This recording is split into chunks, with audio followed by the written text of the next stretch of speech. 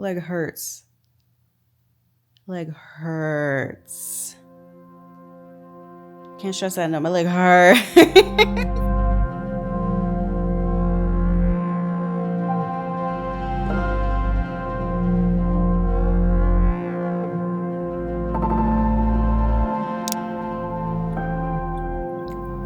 All right, so this is me now. This is me now. When the surgeon got in there, apparently my meniscus was also torn, and so he fixed that as well. But he said my LCL had scarred over really well, so that's cool. And I did an autograft. The chance of like re-injury is a lot lower, so that was why I went for that versus a cadaver. So it's day, I guess yesterday was the surgery, so today is day 1. Yeah, post-op day 1. This is post-op day 1. The nerve blocker is still kind of on, I think. So I think it's finally wearing off. It's lasting a long time, probably because I'm small, I guess. I finally got on some ibuprofen, so now I feel, I'm still in a lot of pain, but I feel good enough to move around because I know it's not good to just lay in bed all day. You can't do that with stuff like this. So I'm doing laps around our kitchen island, and then I come back and I take a sip of coffee. I'm doing laps, so that way I can move my leg. This really hurts, because I'm also trying to poop. Because the drugs they give you, the Norco, constipates you a lot. Norco. Yeah, Narcos is Oh, I'm thinking about the show, Narcos. which we should catch up on. We have time now. The Norco wasn't really working for me well, but the ibuprofen seems to work a lot better at managing the pain, so we're just sticking with that for now. Oops, I just touched the patch on my ear. Yeah. Forgot that's there. Let me go wash my hands. There's a patch on my ear that I can't touch because it's for like seasickness, for the anesthesia.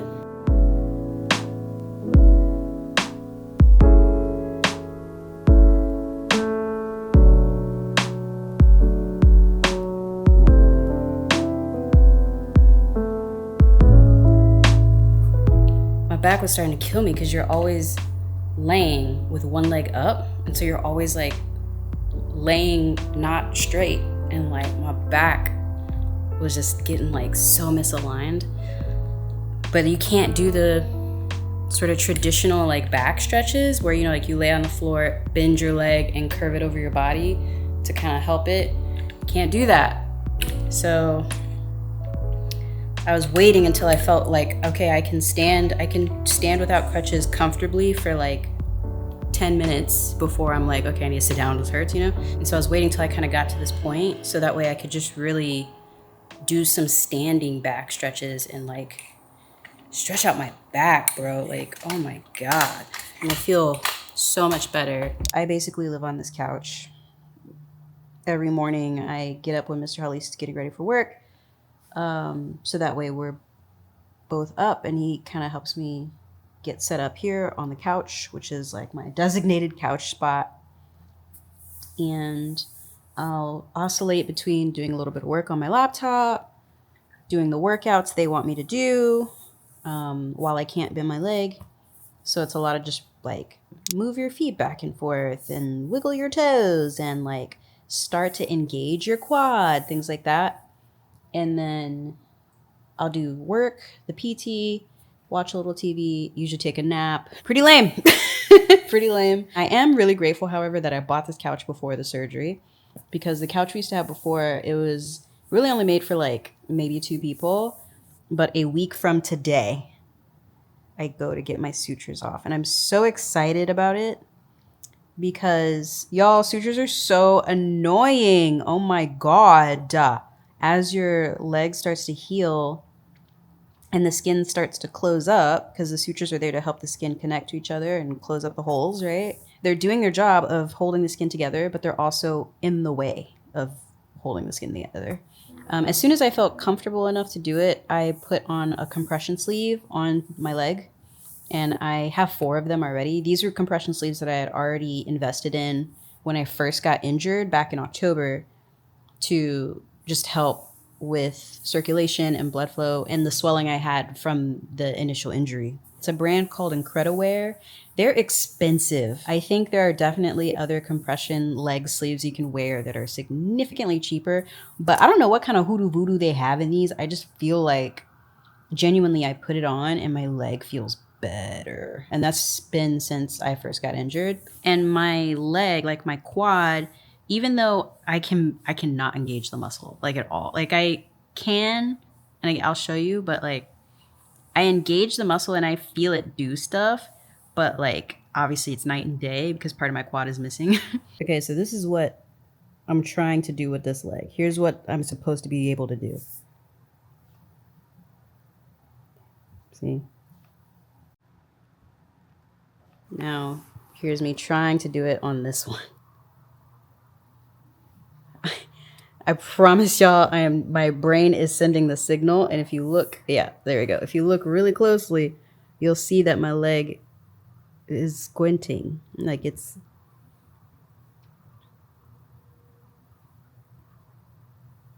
which this is better than it was even just like yesterday.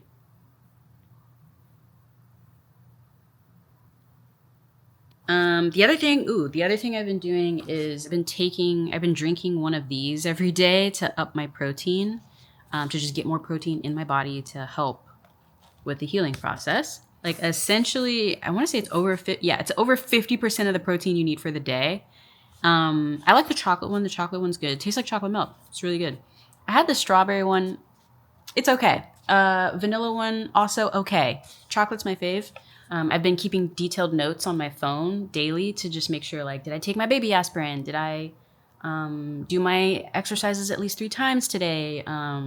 Did I ice at least 3 times today? You know, just trying to get into the, trying to get lost in the daily to do. So that way it just gives me things to do throughout the day. At night, I just get really sad. Still trying to figure out like how to work through that. I think it's because I've done all these things by myself, but then, so I'm showering at night and I need him to help me. And I think that's what it is just like, oh, I was doing so well by myself, but I can't do this really basic thing. I can't shower by myself, you know? And it's like kind of painful, even with the shower bar he bought for me and the shower chair he bought for me. It's just a painful experience getting in and out of the shower, and there's like no way around it, you know? And I have to like cling to him to like get out. So yeah, you know, like I'm getting through it. Mentally, I'm getting through it, but it's a process. It's just, I know that by the time I get my stitches out, it'll have been 2 weeks post-surgery. And so it'll be starting to be time to start to bend it a little bit. You don't realize how often you need to bend your leg to just do something. Like getting up and off on and off the couch, you need to bend your leg to do that. Sitting in, we have bar stools, can't sit in them because can't bend my leg. Taking a shit, like sitting on the toilet is uncomfortable. It's Monday and this morning I had 2 calls back to back. And I just really wanted to be back in the office to do those. So get up with enough time to go downstairs, make myself some coffee, slowly bring it upstairs, set myself up here to like have the calls. Surprisingly, my chair is actually quite comfortable to sit on, which is a new revelation. Like, oh man, I should have been sitting on this downstairs. I should have had Mr. at least bring this downstairs so I could use it. Anyway, here's what my leg looked like 3 days out from surgery. When I was finally able to take the initial bandages off. Here is my leg 7 days out. Noticeable difference.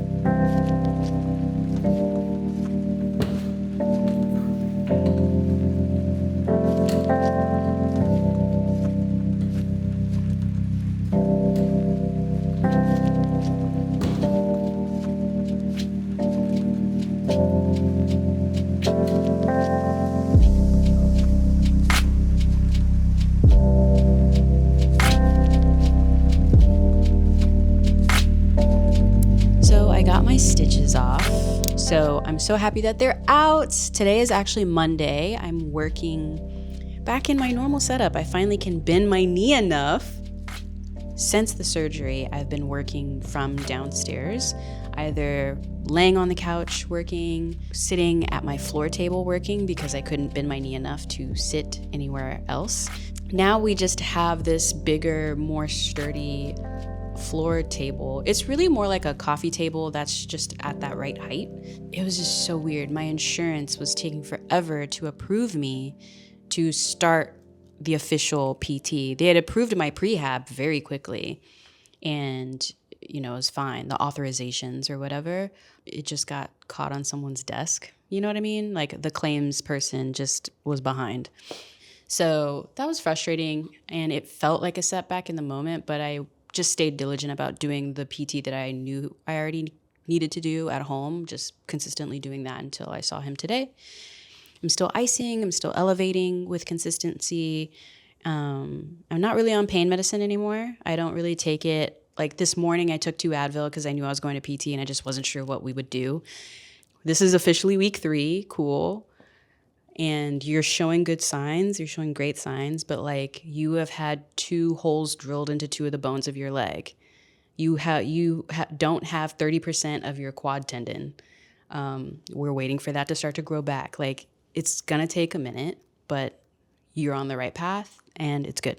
I still have some branded stuff I need to get out for Instagram. Excuse me. Most of the branded stuff I do now is really mostly for Instagram. Like Instagram is where I make the bulk of my branded money, which is high. Like I make way more from Instagram branded stuff than here, which I'm not mad about. It's just interesting, to see how that shift has happened for me. I think one thing I'm really, really grateful for through this process, not even just one thing, so many things I've been grateful for through this process. One, I'm grateful that I work for myself and I could figure out a way to adjust my life accordingly to have this done and take the time to rest and not feel too like I got to get back to work, Part of that was launching stumblewell.com/bundle, like launching the bundle. I didn't plan to launch my course bundle right during the surgery. That was not the original goal, but it just kind of happened that way. But seeing it launch and people buy it and essentially becoming a W-2 of myself where it felt like PTO, This is so hard to explain, but it felt seeing how the course was doing while I was actively recovering, especially that first week.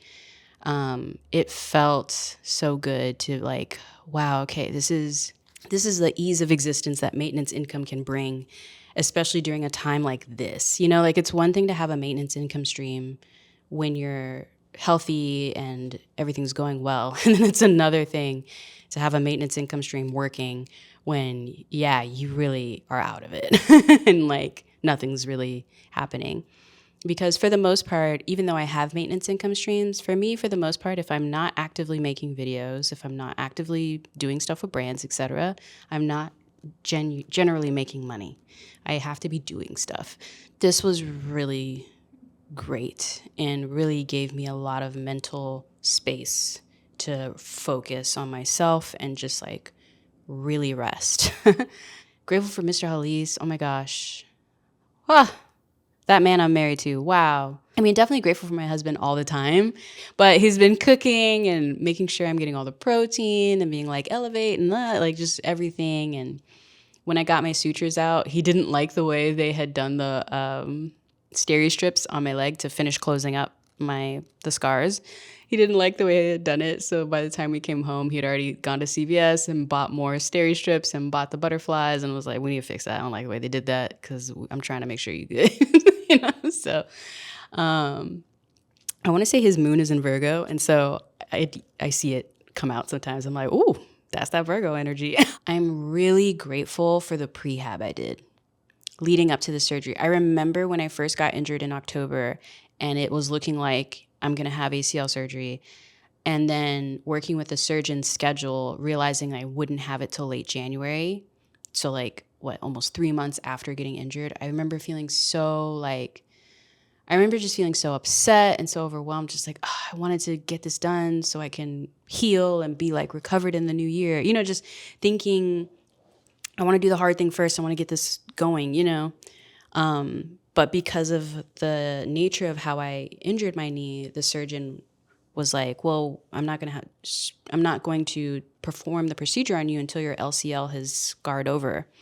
And so that takes, I think at the time they had said that takes like a minimum of 8 weeks. So, it's fine that I'm booked up till the end of January anyway, because this needs to happen, this LCL needs to scar over first. But I just remember being so upset and annoyed. And then now that I'm in the recovery and seeing how all of the other parts of my leg are so much stronger, and even knowing how painful it's been, but knowing that like this could have been a lot worse if I had gone straight from injury to surgery. This whole process of letting things happen when they are meant to happen, controlling what I can control, has been really interesting for my psyche, and also really interesting in how I'm approaching my business too. I would almost venture to say that it is because of this injury I'm like making some of the strides in my business that I'm making. I was already doing some of it before I got injured. I was tap dancing on some of it before I got injured. And then the injury happened, and that really solidified in my mind, like, girl, stop effing around and get it going, yeah. So that's a little deep, huh? That's deep. I was really thinking about it the other day of just like, oh man, if I had gotten this injury, would I have been so focused on getting the site up and running and like launching the bundle this quickly and blah, blah, blah? No, I don't think I would have. I think I would have dragged my feet on it another couple months, or I would have like prioritized other work and things like that. But there's something about going through big life events like this that really just add a level of clarity to things and make you just stop effing around, just focus, I have a meeting coming up. When's my meeting? I know she scheduled it. I have a meeting with my lawyer coming up. I sound so... Sometimes I be saying things and I'm like, why am I an adult? This is crazy. Like, I have a meeting with my lawyer. Anyway, I have a meeting with my lawyer 12:45, so it's 12:07. That's enough time to do some PT and ice before this meeting. So let me do that. And we gonna get it. We out here, y'all. We outside. Here's what it's looking like currently. So that's the scar for where they pulled the graft. That's my scar. This is the scar where they... because they drill through your bone. They drill through your top bone and your bottom bone. So here's the scar for the drill to the top bone, drill to the bottom bone. So my tendon from here is in there via these two scars. And then these two are the ones they use to like orthoscopically do the thing. So 5 scars total for my knee. Oh my gosh. Okay, so I was sitting here doing my leg workouts, and in the process, my quad finally activated, and I lifted my foot, like diligently, religiously doing the quad workouts to get it to reactivate, and like nothing. But I learned that it is partly physical, but also mostly mental. Finally, I've been making progress every day. Every day I feel a little bit better. Every day it gets a little easier. I'm standing right now with no brace on or anything. Like, I'm fine. But this is you can't really move on to the next phase of recovery until your quad finally freaking activates. And so I was just I feel not stuck, but just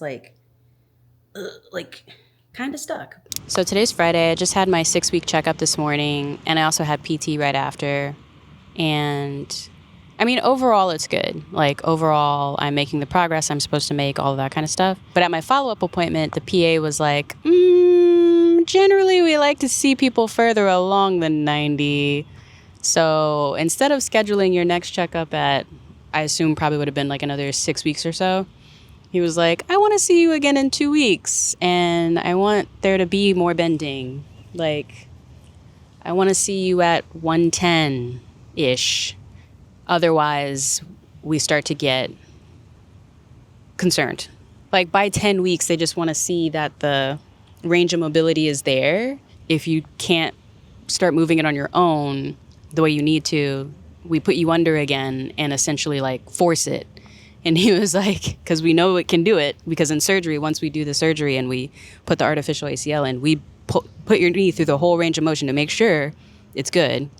He was like, so it can do it. So those are my marching orders, y'all. I got to get this leg bending like it should be, allegedly, apparently, in 2 weeks. And I'm just kind of nervous about it. It is spicy. That's where we're at. It's frustrating, but it's also like, ooh, a challenge, which keeps me motivated through this process because it is a process. Something else I will say is my quad, looking as skinny as it is, just kills my soul ancestrally. You know what I'm saying? But it is what it is. I'm working on it. It's getting stronger every day. Every day now, the gains are increasing a lot faster. I don't know what it was, but weeks 0 to 5 were really, really hard. And then I guess my body just hit its own internal turning point on healing. And then all of a sudden in week 5, it was like not so hard to do anything anymore. I just felt like I had so much more energy almost overnight. Like it really almost felt overnight because the gains had been so incremental and small leading up to week 5. And then all of a sudden week 5, I went from 2 crutches to 1 crutch to no crutch in like 4 days. It was weird, but also definitely the mental pick me up that I needed to be like, okay, now I feel this turning point truly happening in my recovery process. Earlier this week, I was able to walk up the steps normally. Currently right now, I use my right foot to walk up each and every step, my good leg essentially. And earlier this week, I started just getting into the habit of like, okay, push the left leg to remember what this is, you know, remember this motion. It's really interesting to go through this process because you really do have to relearn everything on one side of your body, which is just so strange. And I'm finding that a lot of it is really just about breaking it up. So leading up to being able to walk up the steps, I would just like rock on one for a little bit with my surgery leg and just remember what that feels like to begin to step up, but I wouldn't actually step up all the way. And then I started graduating to walking up and like having a calf raise on my other leg. So again, like almost doing it, but not quite, until finally this week is like, okay, put it all together. Yeah, I got to the top of the steps and I was like, wow, at least you did that. You walked up those stairs, you know? Like the gains are so humbling. Or for the first time this week, I took a shower without having my shower stool in there with me. Like I just stood the whole time and took a shower. And I was like, wow, Hollies, you did that. You took a whole shower without needing your stool. You know what that is? That's growth. So the gains are humbling, y'all. So humbling. But we out here making a way out of no way, making the surgery worth it. That's the big thing. So much work to go through this. I'll be damned if I don't make this worth it.